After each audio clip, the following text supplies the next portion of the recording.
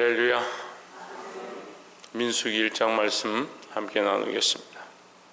민수기는 백성의 숫자다. 백성의 숫자를 계수하는 장면이 나오는데, 배 미드바르라, 하나님께서 이 백성의 숫자를 세게 하셨다. 근데 백성의 숫자는 왜 세어야 하고 왜 필요하느냐, 여기 보면 싸움을 하기 위해서 필요하다라고 기록되어 있습니다. 그래서 이제 하나님의 명령을 받았고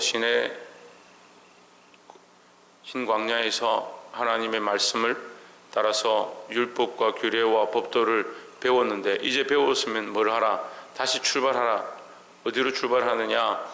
가나안 땅을 향해서, 약속의 땅을 향해서, 언약의 땅을 향해서 출발하는데, 그럼 그동안 뭐가 있느냐? 이 여정이 남아있는 겁니다. 우리가 예수 그리스도를 믿고 구원을 얻었습니다. 그죠? 우리 천국에 들어가는 것을 믿습니다. 예수님을 믿는 그 순간부터 구원이 시작되었지만, 또 뭐가 시작되었느냐? 이제 고난이 시작된 거죠. 이 고난의 시간들을 어떻게 하냐? 싸워 이겨야 된다는 거죠. 그래서 어쨌든 우리가 이 말씀이 실제이고, 또 우리의 영적 적용이고, 또 우리 삶에 적용되어야 된다라는 겁니다. 민수기 1장 1절에 이스라엘 자손이 애굽 땅에서 나온 후 제2년 2월 7일에 여호와께서 시내 광야 해막에서 모세에게 일러 이르시되 했습니다. 이제 시내 광야 해막에서 하나님 말씀하셨는데 어디로 가야 되느냐? 이제 모압 평지를 지나서 가나안 땅까지 가야 되는데, 이절에 너희는 이스라엘 자손의 모든 회중 각 남자의 수를 그들의 가족과 종족을 따라 그 명수대로 계수할지니, 3절에 이스라엘 중 20세 이상으로 싸움에 나갈 만한 모든 자를 너와 아론은 그 군대대로 계수하되 했습니다. 자, 20세 이상 남자 장정을 계수해야 된다. 왜? 그들이 싸워야 하기 때문이다. 싸울 수 있는 자, 싸움에 능한 자, 나가서 싸울 수 있는 자를 계수하라. 결국 이 광야길은 험하고 적군이 침공하고 너희를 공격하는 그 일들이 계속 있다. 그래서 우리가 이것은 결국 우리에게도 가르쳐 주는 겁니다. 우리가 하나님의 말씀을 받은 후에 예수님을 만나고 난 뒤에, 최원영 누구를 만나고 난 뒤에, 예수님을 만나고 난 뒤에, 하나님을 알고 난 뒤에 그 말씀을 따라 이제 살아가야 되는 거죠. 살아가는 것이 뭐냐? 이 싸움의 시작이다라는 겁니다. 그래서 20세 이상의 장정을 계수하는 것은 결국 우리가 싸울 준비가 되었는가, 우리 안에 싸울 이 전쟁의 준비가 다 되었는가, 그것을 준비하라고 말씀하시는 겁니다. 또한 이제 16절에 보시면, 그들은 회중에서 부름을 받은 자요 그 조상 지파의 족장으로서 이스라엘 10,000만인의 두령이라 했습니다. 자, 12지파의 12두령을, 그러니까 12지파 가운데, 이게 대장이죠. 12지파 가운데 대표를 12명을 불렀는데, 그 12명을 뭐라고 하냐면 10,000만인의 두령이다, 10,000만인의 대표다 하는 겁니다. 10,000만인이 안 되잖아요. 지금 다 헤아려 보니까 46절에 나와 있죠. 계수함을 입은 자의 총계가 60만 4,550명이었더라 하십니다. 60만 명밖에 안 되는데 1,000만인의 두령이다. 그럼 1억 2천만이죠. 12지파의 두령이니까 한 지파에 1,000만씩 하면 12지파 하면 1억 2천만이나 되는 거예요. 말도 안 되잖아요. 이게 앞뒤가 안 맞는 말이죠. 그런데 이것은 이 시대에 한정되어져서 얘기하는 게 아닙니다. 하나님 말씀은 시대에 국한할 수 없는 것이죠. 하나님 태초에 천지를 창조하셨습니다. 창조하신 것은 그 태초죠.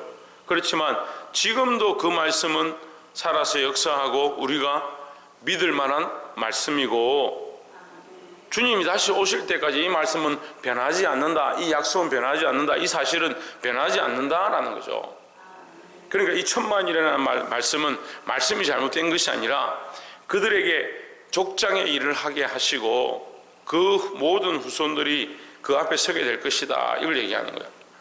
어제 우리가 히브리서 11장 12절에 마지막 끝날 때 뭐라고 했냐면 아브라함이 믿음으로 그에게 주실 모래와 같은 그의 후손들을 바라보았다. 근데 이 11장에서 계속 믿음에 대해서 믿음을 가진 자들은 조상이 되었다. 그들이 믿음의 조상이고 그들의 후손들이 그래 모래와 같이 많았다. 이렇게 얘기하는데 12장에 가면 처음에 뭐라고 하냐면 너희 앞에 구름과 같이 둘러선 허다한 증인들이다. 누구를 증인하느냐? 누구를 증언하느냐? 우리의 삶에 대해서 증언하는 겁니다. 우리가 복음을 전하고 우리가 믿음으로 싸워 이겼던 그 삶을 증인하는 자가 구름같이 허다하게 둘러서 있다. 모래보다 더 많고 셀 수 없는 게 구름과 같은 거예요. 그러니까 이 이스라엘 백성의 각 족장의 두령은 그 족장으로 말미암아 그 족속으로 말미암아 그 지파로 말미암아 하나님 앞에 돌아오게 될 수많은 민족을 얘기하는 것이고, 더 나아가면 뭡니까? 계시록에 가서 12진주문이다. 하나님 앞에 천국에 들어가는 그 문에 12진주문과 12보석이 있는데 그 12보석이 뭐냐? 12지파의 이름이 새겨졌고 12사도의 이름이 새겨졌다. 그들로 말미암아 복음이 흘러갔고 그들로 말미암아 민족이 하나님 앞에 굴복했고 그들로 말미암아 수많은 자들이 하나님을 알게 되었던 그 사실을 그 민족들이 왕들이 돌아오고 방백들이 돌아오고 온 열방과 민족들이 그 문으로 들어와 하나님 앞에 나아갈 것이다 라고 말씀하시는데, 그 문이 뭐냐? 그 문을 통해서 나아간다. 예수 그리스도의 결국 그 문의 합은 예수 그리스도죠. 하지만 거기에 구성 요소는 누구냐? 우리입니다. 우리가 믿음으로 서서 이 복음의 두령의 역할들을 감당해야 된다는 거죠. 그 나로부터 시작되리라 하는, 우리가 찬양할 때 나로부터 시작되리. 뭐가 시작되냐? 복음이 시작되는 겁니다. 복음이 이미 내 안에 들어왔다. 예수 그리스도로 말미암아 그 말씀으로 말미암아 하나님으로 말미암아 우리 안에 들어왔다. 그럼 이제 나로부터 시작되는 겁니다. 뭐가 시작되냐? 큰 민족이 시작될 것이다. 큰 민족이 일어나고 모래와 같이 구름과 같이 일어날 것이다.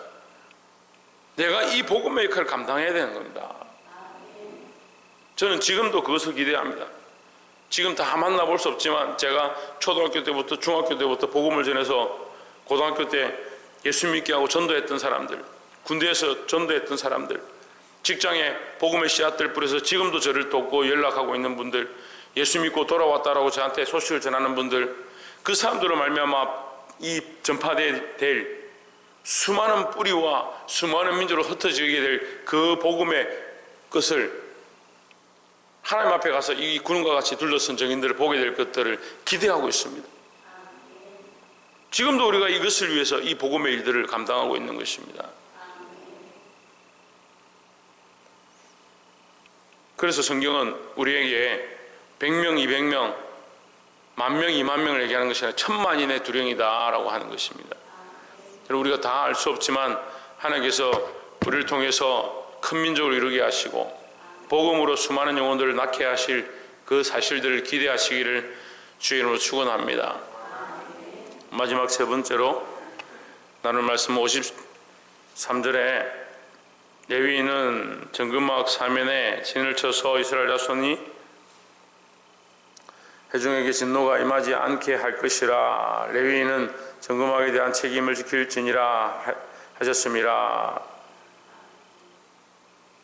자, 12지파는 군사를 만들어서 전쟁을 준비를 하고, 이 레위지파는 뭘 하느냐? 정금망을 지키고 하나님 앞에 하나님의 임재와 그 해막을 지켜서 그 기구들을 지키고 관리하고 나가는 겁니다. 이것은 뭘 얘기하냐면 영과 육의 조합이에요. 우리가 영적으로 믿음이 있다라고 하면서 교회 와서 나 예수 믿습니다 이렇게 하고 세상에 가면 아무 관계 없는 사람처럼 살고 행함도 없고, 어제도 우리가 말씀 나눌 때 하나님께서 말씀하셨는데 믿음 있는 자는 반드시 뭘 한다? 순종하고 행한다. 그러니까 믿음이 있고 순종과 행함이 쪼갤 수 없는 거예요.